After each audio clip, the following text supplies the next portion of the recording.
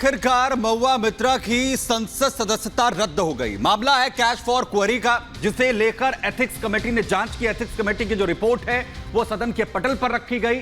Lok Sabha speaker ने जो संसद सदस्यता है वो चर्चा के बाद, वोटिंग कराने के बाद रद्द कर दी। लेकिन अभी भी महुआ मित्रा लगातार इस पर सवाल उठा रही है। विपक्ष अब भी इस पर सवाल उठा रहा है और बीजेपी सत्ता पक्ष का यह कहना है अब तो माफी मांगिए, क्योंकि अब तो सजा भी मुकर्रर हो चुकी है। रिपोर्ट आप देखिए।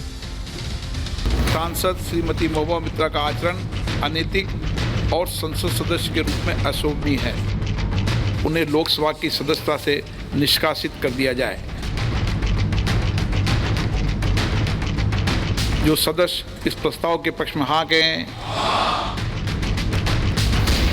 कैश फॉर क्वेरी मामले में टीएमसी सांसद महुआ मोइत्रा की सांसदी चली गई। संसदीय कार्य मंत्री प्रहलाद जोशी ने महुआ मोइत्रा के निष्कासन का प्रस्ताव पेश किया, जिसे सदन ने ध्वनिमत से मंजूरी दे दी। इससे पहले सदन में लोकसभा की एथिक्स कमेटी की रिपोर्ट पर चर्चा हुई। एथिक्स कमेटी की रिपोर्ट में महुआ को कैश फॉर क्वेरी मामले में दोषी ठहराया गया था और उनके निष्कासन की सिफारिश की गई थी। सांसद श्रीमती महुआ मित्रा का आचरण अनैतिक और संसद सदस्य के रूप में अशोभनीय है और इस कारण उनको लोकसभा सदस्य बने रहना उपयुक्त नहीं होगा। इसलिए संकल्प करती है कि उन्हें लोकसभा की सदस्यता से निष्कासित कर दिया जाए। जो सदस्य इस प्रस्ताव के पक्ष में हाँ कहें, जो विरोध में ना कहें। मेरे विचार में निर्णय हाँ वालों के पक्ष में हुआ। हाँ वालों के पक्ष में प्रस्ताव स्वीकृत हुआ। अपनी सदस्यता रद्द होने पर महुआ मोइत्रा ने कहा कि मेरे खिलाफ कोई सबूत नहीं है। निष्कासन की सिफारिश पूरी तरह से इस आधार पर है कि मैंने अपना पोर्टल लॉगिन साझा किया है। इसको नियंत्रित करने के लिए कोई भी नियम नहीं है। एथिक्स कमेटी के पास निष्कासित करने का कोई अधिकार नहीं है। यह बीजेपी के अंत की शुरुआत है। एथिक्स कमेटी की रिपोर्ट पर चर्चा के दौरान कांग्रेस नेताओं ने अड़ंगे लगाने की कोशिशें की। अधीर रंजन चौधरी ने एथिक्स कमेटी की रिपोर्ट पढ़ने के लिए वक्त की मांग की, तो वहीं कांग्रेस सांसद मनीष तिवारी ने भी सदन में महुआ मोइत्रा की वकालत की। लेकिन कांग्रेस नेताओं की एक भी दलील नहीं चली। इसे देखिए 106 पेजेस है और सिर्फ यही नहीं, सारे एनेक्स्चर वगैरह कुल मिला के 495 पेजेस है। तो आप ये कहिए कि कोई मनुष्यों की इतना क्षमता है कि इतना जल्दबाजी में सारे पेपर पढ़ ले और उसके अंदर कोई गलतियां है, कोई उस बारीकी से जानकारी लेने में वो कोई कामयाब हो सकते हैं। अब बताइए, ये भाई सब एक कॉमन सेंस पे आधार पर मैं ये पूछना चाहते हैं।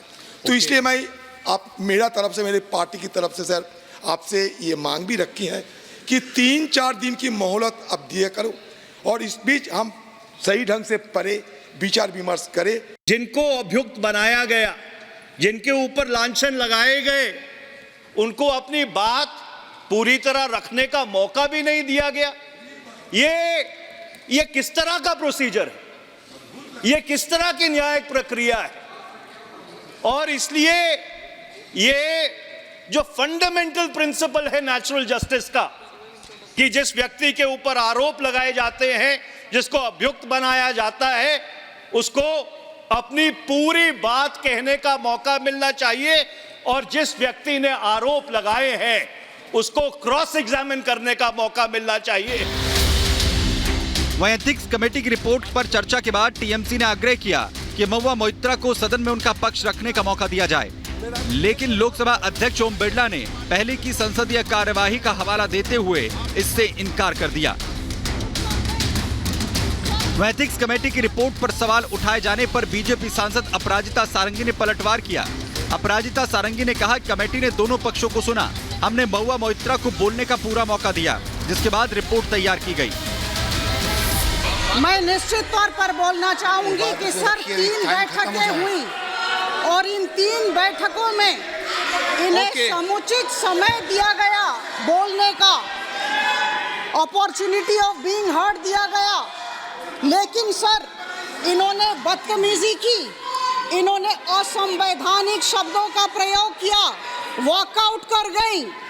सर हम सुनना चाहते थे लेकिन इन्होंने अपनी बात नहीं रखी।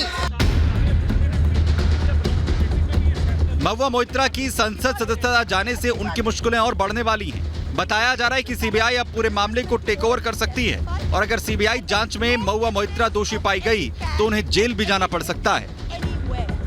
Bureau report, Republic Bharat.